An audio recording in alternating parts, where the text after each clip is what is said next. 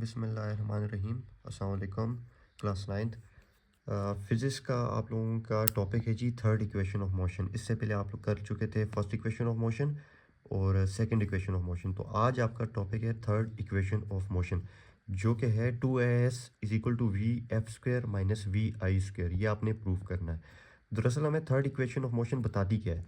तो ये हमें बताती है पोजीशन वेलोसिटी रिलेशन को बताती है और कांस्टेंट एक्सेलरेशन को बताती है। ठीक है।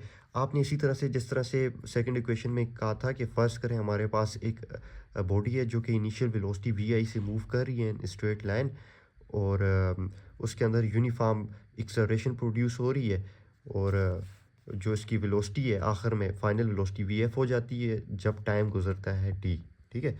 तो इसी तरह आप ये भी कह सकते हो कि ये जो हम लोग थर्ड इक्वेशन मालूम कर रहे हैं, ये total distance travel is equal to area under time है। यानी हमें डिस्टेंस का पता चलेगा, टोटल डिस्टेंस का, और जो एरिया होगा अंडर कर्व, यानी एरिया होगा अंडर ग्राफ के अंदर। इस एरिया हमें ये एरिया मालूम करेंगे तो हमें डिस्टेंस का पता चल जाएगा। अब इससे पहले हम लोगों ने सेकंड इक्वेशन में किया था, तो यहाँ पर एक ट्रायंगल बन रहा था, उसका एरिया मालूम किया था, और फिर यहाँ पर एक रेक्टेंगल बन रहा था, उसका एरिया मालूम किया था। तो यहाँ पर आप देख सकते हैं कि इस बार हम लोगों ने ये टोटल एरिया लेना है, और ये टोटल एरिया एक फिगर हमें बना के दे रहा है जो कि हमारे पास है जी ट्रेपेजियम। ठीक है, एरिया ऑफ ट्रेपेजियम। देखें यहाँ से ओ ए बी ओ डी, यहाँ पर मैंने अलहदा से बनाया है ओ ए बी ओ डी, और हमें ये पहले से पता है कि यहाँ से लेकर यहाँ तक वी आई इनिशियल वेलोसिटी है, और फिर यहाँ से लेकर यहाँ तक यानी इसकी फाइनल वेलोसिटी है, और ए सी या ओ डी आपस में बराबर हैं, ये टाइम को रिप्रेजेंट कर रहे हैं। ठीक है। तो इसी तरह से हम लोग जाते हैं, अब देखते हैं कि एरिया ऑफ ट्रेपेजियम है क्या, क्योंकि हम लोगों ने एरिया ये निकालना है, ग्राफ के अंदर जो एरिया है ये निकालना है, उससे हमें मालूम हो जाएगा, इसका डिस्टेंस मालूम हो जाएगा। तो अब एरिया का फार्मूला है, ट्रेपेजियम के एरिया का फार्मूला वो होता है जी area is equal to A plus B divide by 2 into height. ठीक है। अब दूसरी तरह आप ये भी लिख सकते हैं कि area into length 1 plus length 2 into width divided by 2। ठीक है। अब यहाँ पर देखें, यहाँ से लेकर यहाँ तक इसकी एक लेंथ है, यहाँ से लेकर यहाँ तक इसकी दूसरी लेंथ है, और दोनों लेंथ में डिफरेंस है। ठीक है। यहाँ पर मैंने लिखा है लेंथ 1 और लेंथ 2, इन दोनों में डिफरेंस है, और ये इसकी विड्थ आ गई। अच्छा, अब हम लोग लिखते हैं, फार्मूला बनाते हैं। कहते हैं कि S इक्वल है एरिया ऑफ ट्रेपेजियम, और एरिया ऑफ ट्रेपेजियम क्या है जी O A B D. Area of trapezium O A B D, तो ये लिख लिया। अब एरिया ऑफ ट्रेपेजियम यानी ओ ए बी डी के लिए फार्मूला बनाया, और वो फार्मूला ये था कि length 1 plus length 2 divide by 2, और लेंथ 1 क्या है जी ओ ए, और लेंथ 2 क्या है बी डी। ठीक है। तो ये दोनों लेंथ ले ली, और फार्मूले के साथ इसमें 2 लिखा, और मल्टीप्लाई ओ डी, और आपके पास इसकी विड्थ आ गई। ठीक है। तो इस तरह हम लोगों ने ये फार्मूला बना दिया। अब हमें ये पता है कि ओ ए किसके बराबर था, वो बराबर था वी आई के, तो ओ ए की जगह वी आई लिख लिया, यानी इनिशियल वेलोसिटी, प्लस हमारे पास जी बी डी है या डी बी है, ये बराबर है फाइनल वेलोसिटी के, तो यहाँ पर initial velocity plus final velocity divide by 2 कर दिया, और ओ डी इक्वल है टाइम के। ठीक है। तो यहाँ पर टी लिख लिया, यानी टाइम लिख लिया, इसको इक्वेशन 1 का नाम दे दिया।